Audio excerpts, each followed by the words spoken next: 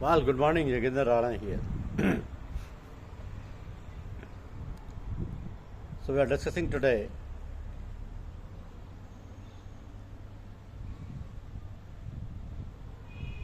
prompt claim settlement.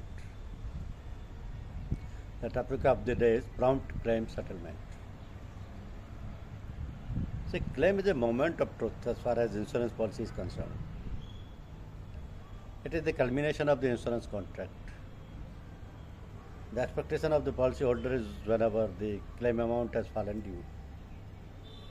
The insurer honors the claim and makes the payment of the insured amount at the earliest and with the least possible convenience. Least possible inconvenience. See, underwriting and claim settlement are the two most important aspects in the functioning of an insurance company. So, in the present highly competitive and economically challenging environments, claim settlement can serve as a market differentiator that puts insurance companies at the forefront of industry leadership and innovation. So the efficiency of claim handling is a test of the customer service orientation of an insurer. To be successful, insurers need to improve the operational efficiency of their own claim organizations and build an operating model that can minimize claim cost as well as eliminate the unnecessary expenses associated with claims handling. So, implementing effective supportive technology to improve claim management across the organization is an important step in this direction. Our supportive technology is only one part of the total claim improvement initiative.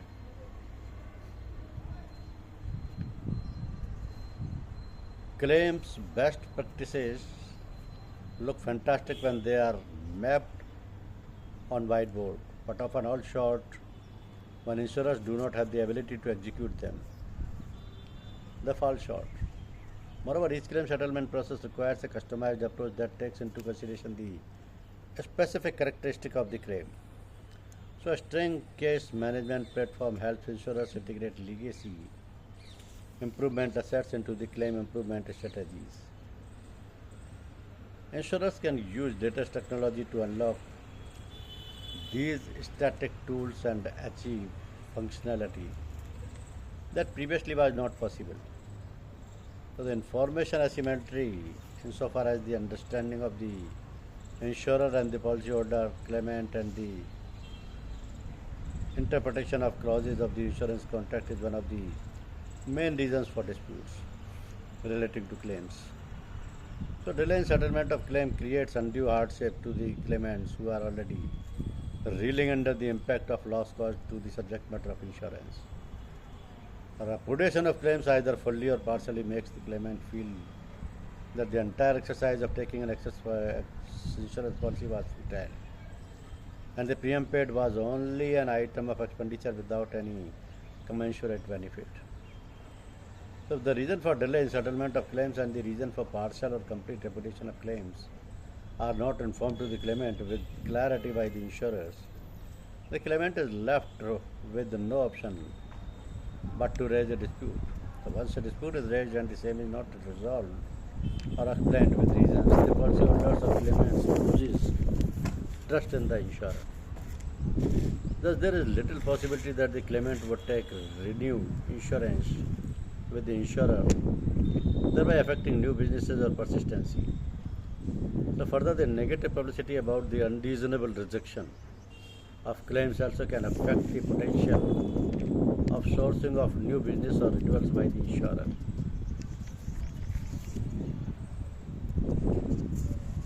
So, an insurer can now face security scrutiny. An insurer can now face scrutiny from an entire social network. Increasingly, insurers are striving to achieve better operational efficiencies while simultaneously maintaining or improving claimants' experience. So, with these tenets hold true for most insurers, back office claim units are not necessarily equipped with systems. They need to ensure satisfaction. Insurers can eliminate misinterpretation and manual workarounds by using internet driven service experience that dynamically applies best practices at each interaction. This approach can be leveraged to anticipate a policyholder's needs. So while addressing concerns rose via web, phone, or email, imagine the power of being able to anticipate and respond to a claimant's need before they ask the question. Before they ask the question. So the basic principle on which the insurance operates is the verima fides, that is principle of utmost good faith. The good faith is applicable equally to the insured as well as to the insurer. The insured gives all the information required in the proposal form, and the insurer has to give the information about the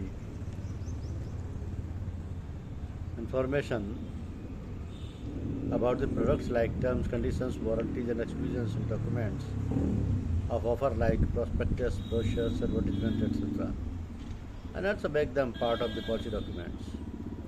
So the fine print of insurance policy and the legacies and legalize and the wording of the policy terms and conditions makes it an unequal bargain from the customer's point of view. So in order to provide a separate forum for dealing with cases relating to third-party claims, and in case of motor accidents, the Motor Accident Claims Tribunal have been set up under the Motor Vehicle Act. Several of these tribunals are in operation across the country. The number of cases pending before these tribunals is huge, and the time taken for disposal owing to the involved processes is substantial. As far as procedural awareness is concerned, most claimants are not aware of the claim procedure.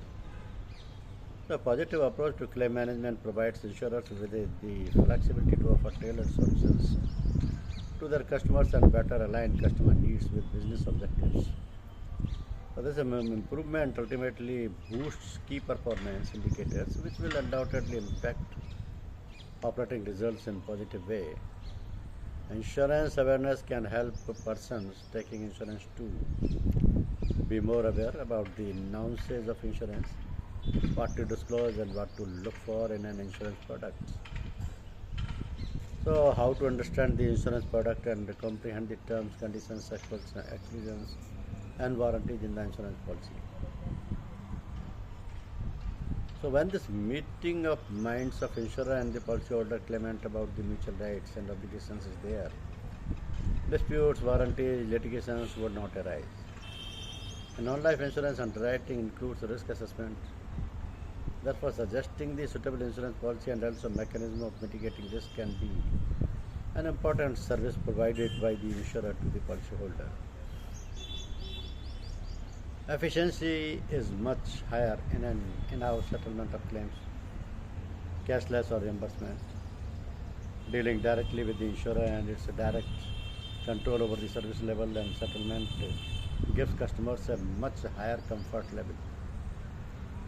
Disputes in insurance are basically disputes in contract and have to be taken up with civil court.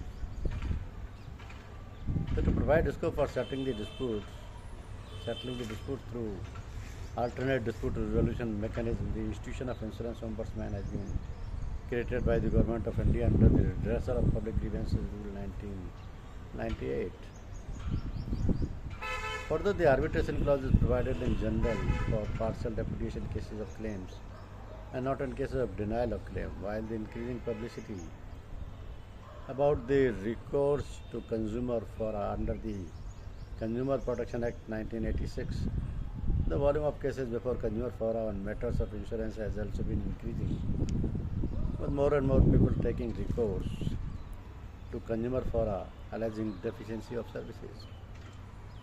So the delay in resolving a case before the district forum and the several years taken in disposal of appeals by state forum and national forum, because of the huge volume of cases pending before these fora, have rendered the recourse to consumer fora ineffective in the expeditious resolution of insurance-related disputes.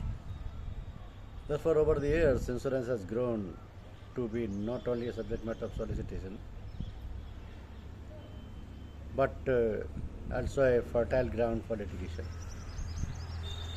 So, a straight-jacketed formula is difficult to implement. However, there is sufficient scope of settlement of disputes through various media. Thank you.